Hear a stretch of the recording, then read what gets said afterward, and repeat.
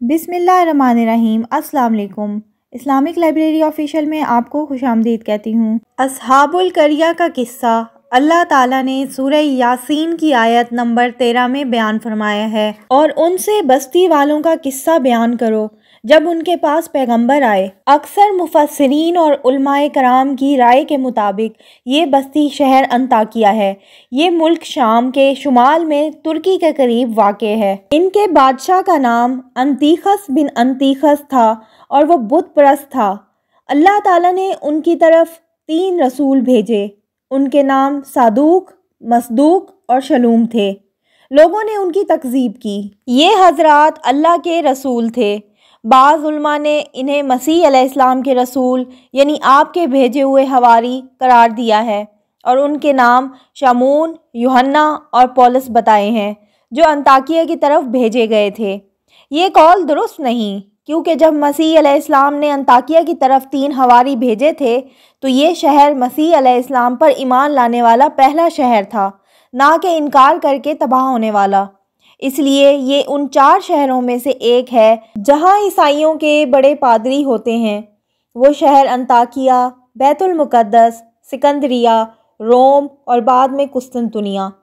یہ شہر تباہ نہیں ہوئے، جبکہ قرآن میں مذکور اس شہر کے لوگ ہلاک ہو گئے۔ جیسے کہ قرآن مجید میں بیان ہے کہ جب انہوں نے رسولوں کی تصدیق کرنے والے نیک آدمی کو شہید کر دیا تو وہ صرف ایک ہولناک چیخ تھی کہ یکا یک وہ سب کے سب بجھ کے رہ گئے۔ اللہ تعالیٰ نے اپنے نبی حضرت محمد صلی اللہ علیہ وآلہ وسلم سے فرمایا کہ آپ اپنی قوم کے سامنے اس بستی والوں کی مثال بیان کیجئے جب اس بستی میں کئی رسول آئے۔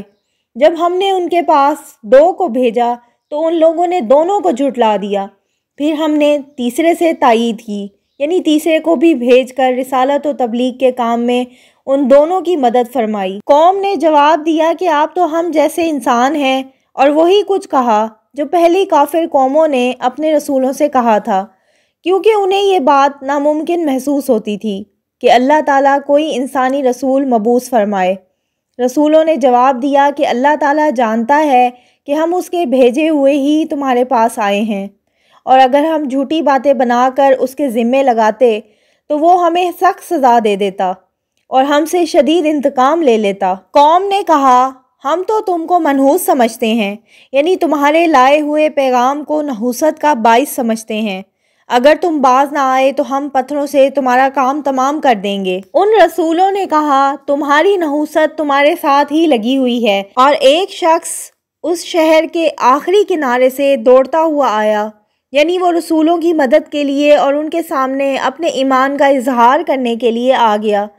کہنے لگا، اے میری قوم، ان رسولوں کی راہ پر چلو، ایسے لوگوں کی راہ پر چلو جو تم سے کوئی معاوضہ نہیں مانگتے اور راہ راست پر ہیں۔ پھر اس نے اللہ وحدہ لا شریک کی عبادت کی دعوت دیتے ہوئے دوسرے معبودوں کی پوجا سے منع کیا جو نہ دنیا میں کوئی فائدہ پہنچا سکتے ہیں نہ آخرت میں نفع دے سکتے ہیں، اور کہا کہ اگر میں اللہ کی عبادت چھوڑ کر دوسروں کی عبادت کروں پھر تو میں یقیناً کلی گمراہی میں ہوں۔ پھر اس نے رسولوں سے مخاطب ہو کر کہا، میں تو سچے دل سے تم سب کے رب پر ایمان لا چکا، بس میری سنو، یعنی میری بات سن لو اور اللہ کے پاس اس کی گواہی دینا۔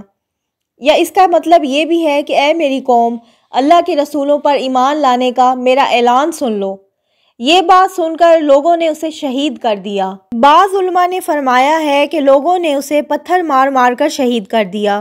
حضرت ابن عباس رضی اللہ عنہما نے فرمایا، حبیب نجار کو جذام کی بیماری لگ گئی تھی۔ وہ صدقہ بھی بہت زیادہ دیتا تھا۔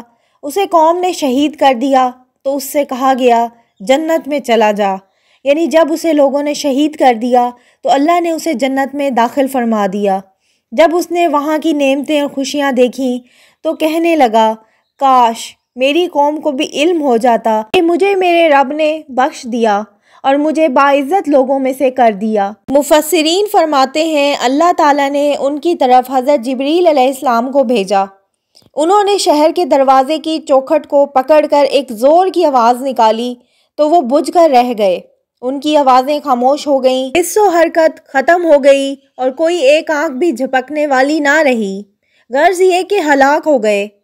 اس تفصیل سے معلوم ہوتا ہے کہ یہ بستی انطاکیہ نہیں تھی، کیونکہ یہ لوگ تو اللہ کے رسولوں کی تکذیب کر کے تباہ ہو گئے تھے، اور انطاکیہ والے ایمان لے آئے تھے، اور انہوں نے مسیح علیہ السلام کے بھیجے ہوئے حواریوں کی پیروی کی تھی۔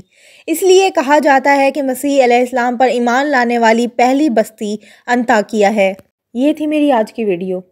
80% سے زیادہ لوگ میرے چینل کو دیکھ رہے ہیں اور سبسکرائب نہیں کر رہے۔ مہربانی کر کے سبسکرائب کریں اور میری حوصلہ افزائی کریں اور میری ویڈیوز کو لائک کریں اور شیئر کریں۔ اللہ حافظ۔